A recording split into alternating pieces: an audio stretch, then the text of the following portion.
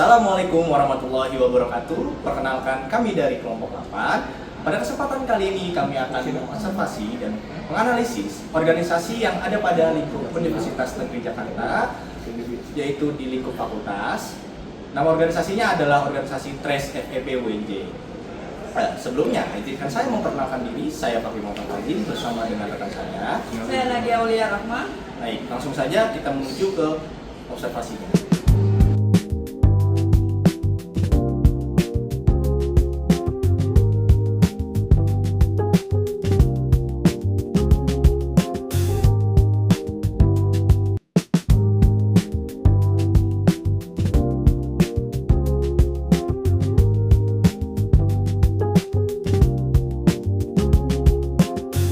Struktur organisasi merupakan bagian penting dalam sebuah organisasi karena berfungsi untuk mengatur pembagian tugas, tanggung jawab, serta alur koordinasi.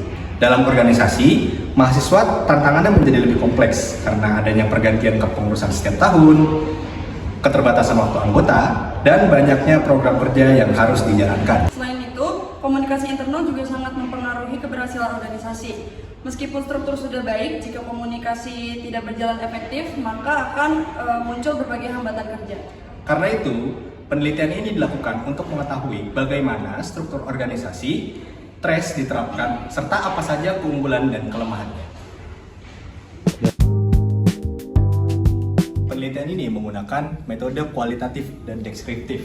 Data diperoleh melalui wawancara mendalam dengan BPHI TRES secara observasi digital terhadap dokumentasi dan media sosial TRES.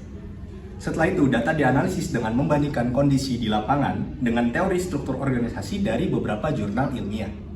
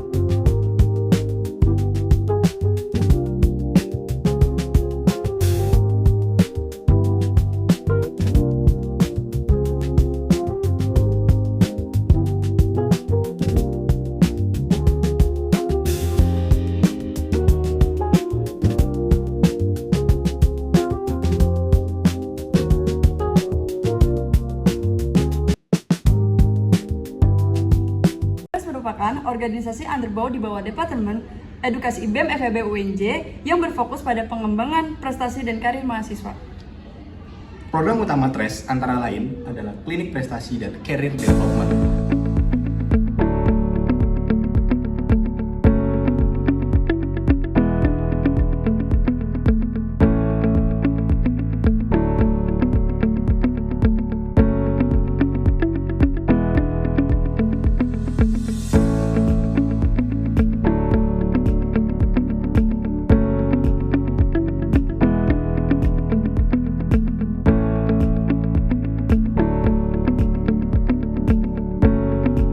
Berdasarkan hasil penelitian, TRES menggunakan struktur organisasi fungsional. Struktur ini terdiri dari dua lapisan utama, yaitu BPHI yang terdiri dari CEO dan co-founder, sekretaris, dan bendahara. BPHI atau Badan Pengurus Harian Inti merupakan pusat pengendali organisasi yang bertugas mengatur arah, koordinasi, serta jalannya seluruh aktivitas TRES. Di dalam BPHI terdapat 4 posisi utama, yaitu CEO, COO, sekretari, dan bendahara atau finance. Yang pertama adalah CEO atau Chief Executive Officer. CEO merupakan pemimpin tertinggi dalam TRES yang bertanggung jawab terhadap visi, arah strategis, serta pengambilan keputusan organisasi secara keseluruhan. CEO juga berperan memastikan seluruh departemen dapat berjalan selaras dengan tujuan utama TRACE. Kemudian yang kedua adalah COO atau Chief Operating Officer. COO bertugas mengatur operasional harian organisasi. Jika CEO lebih berfokus pada arah strategis, maka COO lebih berfokus pada memastikan program dan kegiatan dapat berjalan secara teknis dan terorganisir dengan baik. COO juga membantu mengawasi koordinasi antar departemen. Selanjutnya ada sekretari atau sekretaris. Sekretari memiliki peran dalam mengelola administrasi organisasi, seperti pendataan, dokumentasi, notulensi rapat, hingga pengarsipan dokumen penting TRACE. Posisi ini penting karena membantu menjaga keteraturan administrasi organisasi agar komunikasi dan informasi tetap terstruktur. Lalu yang terakhir adalah bendahara atau finance. Bendahara bertanggung jawab terhadap pengelolaan keuangan organisasi, mulai dari pencatatan pemasukan dan pengeluaran. Penyusunan anggaran program juga dilakukan oleh bendahara, hingga memastikan penggunaan dana berjalan lancar secara efektif dan transparan. Serta 4 departemen utama yaitu Departemen of Program, HRD, PR, dan Marketing. Departemen pertama adalah Departemen of Program. Departemen ini memiliki peran yang sangat penting karena bertanggung jawab atas keseluruhan perencanaan dan pelaksanaan program kerja TRACE. Tugas utama departemen ini meliputi penyusunan konsep acara, perancangan alur kegiatan, pembuatan rundown, penentuan teknis pelaksanaan, hingga koordinasi dengan pihak-pihak yang terlibat seperti moderator, MC, maupun narasumber. Dapat dikaitkan bahwa Departemen of Program menjadi pusat penggerak utama dalam setiap kegiatan TRACE, karena departemen inilah yang memastikan seluruh rangkaian acara dapat berjalan sesuai tujuan yang telah direncanakan. Departemen kedua adalah Departemen of Human Resource Development atau HRD. Departemen ini berfokus pada pengelolaan sumber daya manusia di dalam organisasi. Peran utamanya adalah menjaga kesehatan organisasi melalui evaluasi internal, memantau perkembangan anggota, serta memastikan setiap anggota dapat berkembang sesuai potensinya. HRD juga berfungsi sebagai wadah evaluasi dan refleksi, sehingga berbagai kendala yang muncul dalam organisasi dapat diidentifikasi dan diselesaikan secara bersama-sama. Menariknya, dalam praktik di TRACE, Departemen HRD juga sering dialihfungsikan menjadi koordinator logistik dalam pelaksanaan program. Hal ini menunjukkan fleksibilitas struktur organisasi TRACE dalam menyesuaikan kebutuhan operasional di lapangan. Departemen ketiga adalah Department of Public Relations atau PR. Departemen ini memiliki tanggung jawab dalam membangun dan menjaga hubungan TRACE dengan pihak eksternal. Tugasnya meliputi mencari sponsor, melakukan fundraising, menjalin kerjasama dengan berbagai pihak, serta melakukan broadcasting informasi terkait kegiatan organisasi. Departemen of PR memiliki peran strategis karena menjadi penghubung utama antara TRACE dengan mitra eksternal. Keberhasilan divisi ini sangat menentukan kelancaran program, terutama dalam aspek pendanaan, dukungan eksternal, dan perluasan jaringan organisasi. Karena cakupan tugasnya yang cukup luas, departemen ini diperkuat dengan pembagian kerja yang lebih spesifik agar koordinasi dapat berjalan secara optimal. Departemen keempat adalah Departemen of Marketing. Departemen ini bertanggung jawab dalam mengelola seluruh strategi promosi dan publikasi kegiatan TRACE. Tugasnya mencakup penyusunan strategi komunikasi visual, pembuatan desain publikasi, pengelolaan konten media sosial, hingga memastikan informasi kegiatan dapat tersampaikan secara menarik kepada mahasiswa. Di dalam departemen ini terdapat 2 subdivisi, yaitu Margins dan Desain. Subdivisi Margins berfokus pada penyusunan strategi konten dan konsep publikasi, sedangkan subdivisi Desain bertanggung jawab pada eksekusi visual seperti poster, feed media sosial, dan materi promosi lainnya.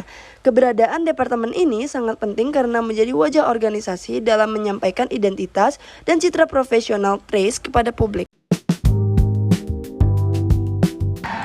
Ada beberapa keunggulan dalam struktur organisasi TRACE. Pertama, pembagian tugas yang jelas membuat setiap anggota memahami tanggung jawabnya. Kedua, koordinasi berjalan cukup cepat melalui grup integral dan komunikasi rutin. Ketiga, TRACE mampu beradaptasi dengan kebutuhan organisasi. Contohnya dengan penambahan subdivisi pada departemen-departemen tertentu. Dan yang terakhir, adanya sistem rotasi staf membantu anggota mengembangkan kemampuan di berbagai bidang. memiliki banyak keunggulan, masih terdapat beberapa kelemahan. Pertama, masih terjadi miskomunikasi antar pengurus maupun antar pengurus dan staf. Kedua, budaya komunikasi internal belum sepenuhnya terbuka, sehingga beberapa masalah tidak tersampaikan dengan baik. Ketiga, beban kerja seringkali menumpuk pada departemen yang menjadi peak program. Selain itu, fungsi HRD juga belum berjalan optimal karena sering dialihkan menjadi tim logistik.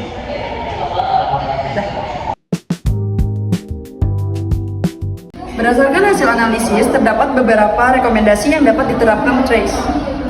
Di antaranya, membangun sistem komunikasi yang lebih terstruktur dan memperjelas SOP antar departemen. Kemudian, mengoptimalkan kembali fungsi HRD sebagai pengembangan SDM organisasi. Serta menerapkan evaluasi formatif agar masalah dapat diketahui dan diperbaiki lebih awal. Dapat disimpulkan bahwa struktur organisasi Trace sudah cukup baik dan inovatif. Masih diperlukan perbaikan dalam komunikasi internal, pemerataan tanggung jawab, dan sistem evaluasi. Sekian hasil analisis dari kelompok kami, kurang lebihnya mohon maaf. Wassalamualaikum warahmatullahi wabarakatuh.